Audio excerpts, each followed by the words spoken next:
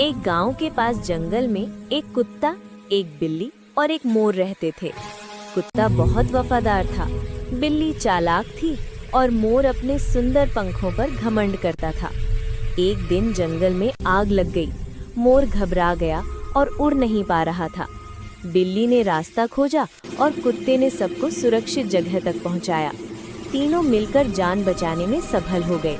मोर को समझ आया कि सुंदरता से ज्यादा जरूरी दोस्ती और समझदारी होती है।